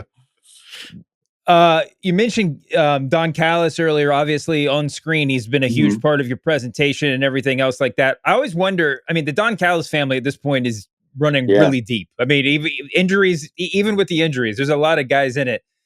How much of that goes on off screen? How much of like there's some managers that are just characters on screen. There's some that seem to really, handle the business of the guys they deal with, and really work on that stuff. And what's your relationship off screen like with Callis and the other guys in the group? I mean, my relationship with Don now is great. We we talk all the time, we text all the time, and then he always helps out with promos or matches, whatever. He always has little tidbits to throw me. And then the other guys in the family as well. We have a big group chat and stuff, and we have to work together all the time. So we get on really well. That's a big ass group chat. Honestly, like 50 numbers in there. I don't have any of them saved. Just a lot of photos of me. I imagine. Just like look at that. That's crazy. You mentioned how a reason for your success is because you've been taking a lot of opportunities and knocked it out of the park. And I think one of the biggest examples of that was All In. You're getting ready to face Adam Cole for the TNT Championship, and we previewed the show, and we kind of felt like it was a culmination. Like, all right, like they're about to make Kyle Fletcher a guy, and then boom, Adam Cole is out. You're in this 4-way. Dustin Rhodes wins it. Take me back to that day. Like, take me back to when did you know that okay, I'm not having this one-on-one match that we've been building towards for weeks, but we're rolling with Dustin, and Dustin's a legend. And we're going to make the best of this. Tell me your mindset shifting from that storyline to where I think a lot of us assumed you were going to win the title there, into what eventually happened with the great match you had with Dustin, and then actually eventually becoming TNT champ. Yeah, I mean, as you guys can probably imagine, that day was stressful. It was a whirlwind. So I woke up. It was a super early call time because the show was early. I think we had to be at the venue by 9 or something like that. So I woke up my alarm was set for, I think, 6:30 maybe. I half woke up at about 5, checked my phone, and I had a text saying that, the match had been changed. So obviously, I mean, you think about it, I had been thinking about this match for probably months at that point. I had been so far deep into a diet for it. I was so mentally prepared for this big match and this big moment in my career. And then 5 a.m. the morning of, the rug kind of gets pulled. So it was hard, man. You have to mentally try and not let it shake you too much, because you still, at the end of the day, have to go out there and do a job.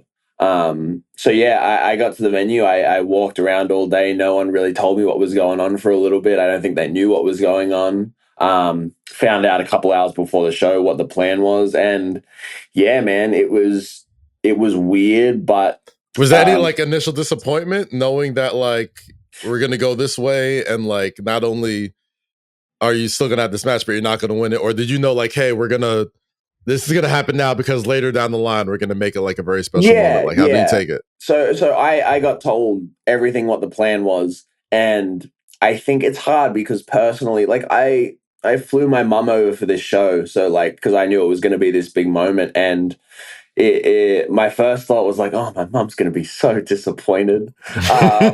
But of course, personally, there's that disappointment. But I think Tony Khan is such a good promoter, good CEO, whatever you want to call him. He thought about what was best for not only me, for the story, for the crowd, and he made the best call that he could in the obviously terrible situation. So I think you have to set aside that personal disappointment and just go, there's a job to do, and I know the bigger picture is more important than how I feel right now. So just got to go out there and do it.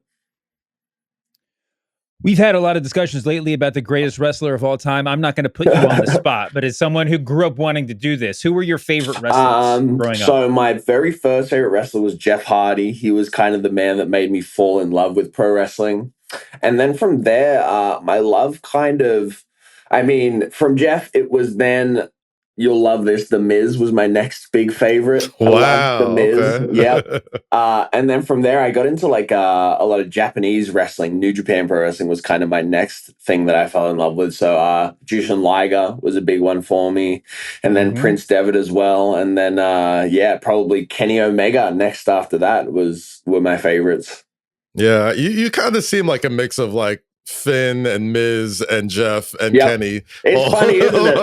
Funny how it's that little bits of all that, especially with the promo stuff with the Miz. I'm That tracks. Makes sense, doesn't it? Absolutely. There obviously there's always going to be people that are critiquing you. And recently this week, there's been lots of talk about Stevie Richards, talking about Kyle Fletcher has all this potential, but he needs to learn how to work. And Sure.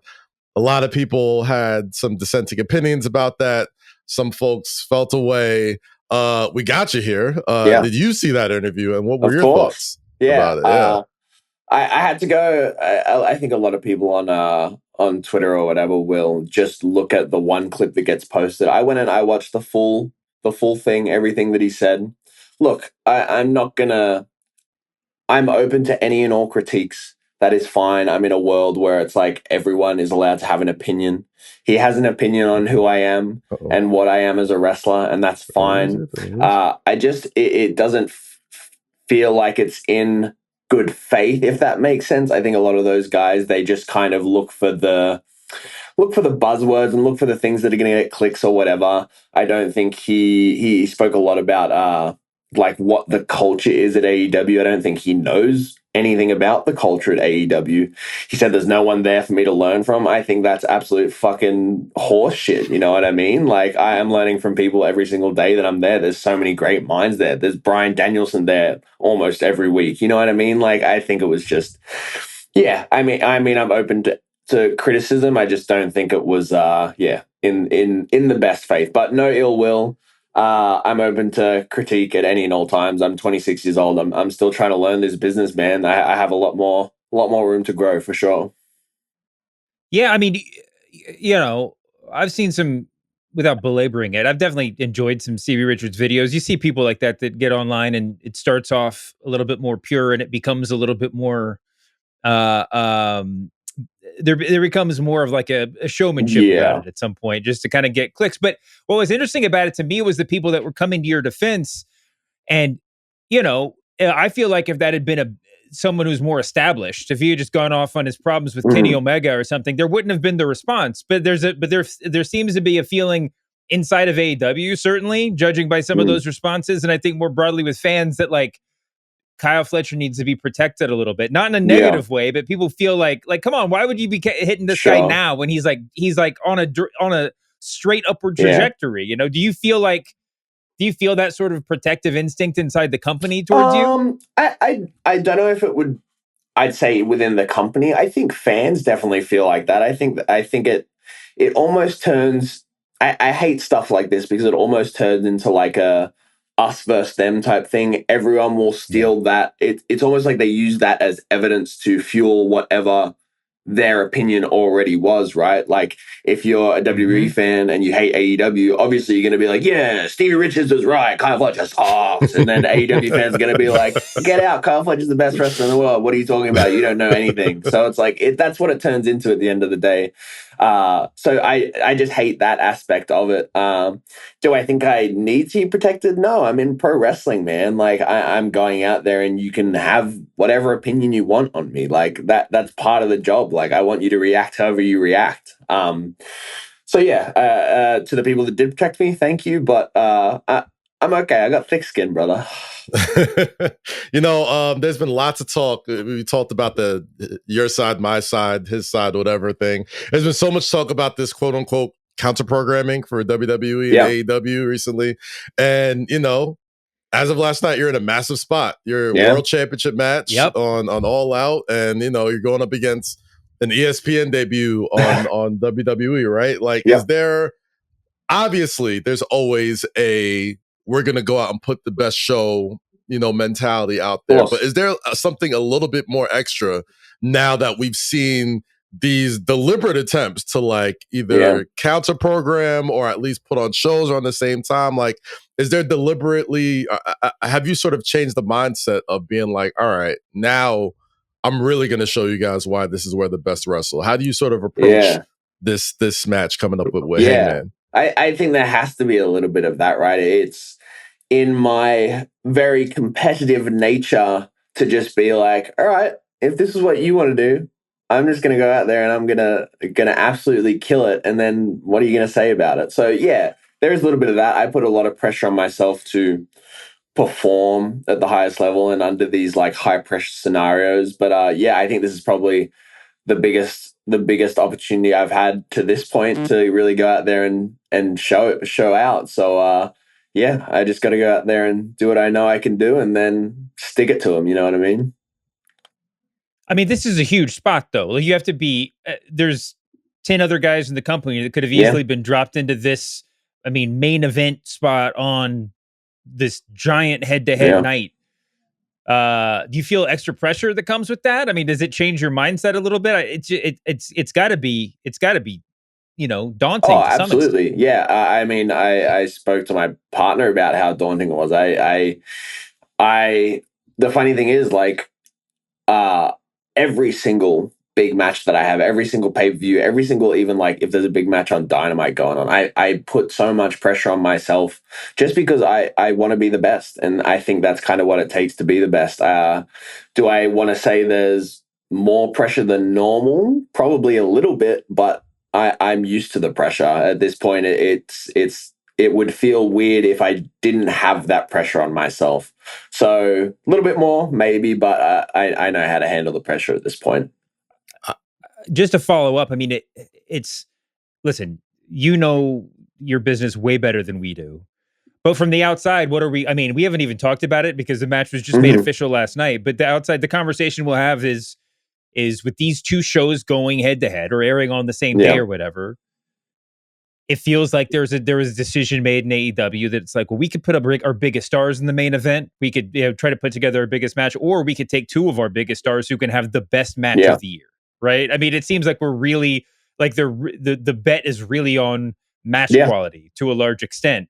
I mean, do you feel that? And do you say like, okay, let's just like go out there and show out. Let's like show them what we do that nobody else in the world can do. Yeah, I think so for sure. I think AEW definitely stuck to their guns and they kind of thought, we're not going to change what we do. What we do best is rely on that match quality, and our pay-per-views top to bottom are always killer. So we're just going to keep doing what we do, and we're not going to change that for anybody. And I think I respect them for that. They've put their trust in me, obviously, to be in this massive spot on this massive day.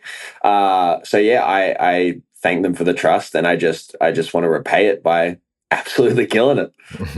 Last night, you know, one of my favorite tropes in pro wrestling is, I want to say tropes, one of my favorite things in pro wrestling is the non-violent face-off before a match, right? Like, you know, there's always, you know, the back and forth, but when like the two competitors finally just face off and like have a one-on-one talk, I love that. And Adam Page last night, the one thing he said that stuck out was, as talented as you are, as much potential as you have, he said, you're not ready. Yeah. Kyle, you're 26 years old. You're fighting for your first world championship. You're going up against an ESPN debut, and you're in a wrestling sick city in Toronto, Canada. Yeah. Do you feel ready? Do you feel ready to be a world champion and carry this company in a time that they absolutely need leadership and people at the top that could say, that is the top guy in this show? Yeah, I honestly think that I have been ready for this spot my entire life. I don't know if I will ever totally know for sure if it's for, say, the right time for it to happen. But I have been mentally preparing for this my entire life. Being a world champion is something that I've wanted my entire life. So if it happens in 2 weeks, if that's not the night, if it happens in 2 years, I will be ready for it, and I will carry that title as proudly as I can, and I will do the absolute best I can with it. I'll tell you what, if you do win, the Randy Orton comparisons are not stopping. I know. I don't think they're going anywhere, brother. You got a lot of, we talked about the Callis family a little bit before. I'm sure you're at least to some extent aware online with any faction this big, the conversation online is about who's going to get kicked out of the group, who's going to turn on the group, who's going to leave. I mean, that's got to make the group chat a little bit awkward if you're constantly looking over your shoulder at like who's going to leave. What do you think? Are you more ready to get kicked out or to kick somebody out of it? I think at this point, I'm going to be the one kicking someone out. I don't know who it is, but it feels like it might be coming pretty soon, honestly. Yeah, I don't disagree with that. Kyle Fletcher, I mean, the Randy Orton comparisons one way or the other, but it's crazy. You do have to look back into the past to find comps for you, and that's a compliment. I mean, it's really nuts to see how you've evolved. I mean, I guess you're not a rookie. You're young, but you've been at this for a really. How old were you when you first had your first match? Match was 15. Yeah. So that tracks. 11 years at this point. Oh my gosh, that's a long time, and wrestling all over the world. Well, you're going to be wrestling at All Out, like we said in the main event. Thank you so much for doing this, man, and congratulations on everything. We hope to have you back on. I mean, just to track this crazy rise, this crazy career that's happening right before our eyes. And next time we need you to critique other wrestling podcasters, so you can just deal. So we can just reverse it. Just give me your top 5 wrestling podcasters. You read them out. I'll give you a 4-star, 2-star. Yeah, exactly. We'll go through the whole thing. Please, Kyle. Good luck, man. It was great talking to you, and good luck in Toronto, bro. Appreciate you guys. Thank you for having me. Yes, sir. Thank you to Kyle Fletcher. Thanks, AEW. Thank you all for listening. Kaz, you want to get your plugs in before we get out of here? No plugs. Just last night had a fantastic time with Carmelo Anthony, celebrating with him for the Hall of Fame induction ceremony. Just congrats to him, man. It was an incredible weekend. I don't have much to plug, but listen to Say Less with Kaz and Rosie every Friday on my YouTube, Twitter, Instagram, all that stuff. But yeah, good times. Catch y'all at the GOOTs. Be sure to wear your Sunday best. Thanks to our producer, Brian H. Waters. Thanks to our EP, Ben Cruz. Thank you all for listening. Finn Balor's going to be okay. Boo your mama. We'll see you back here next week, humanoids. Hey.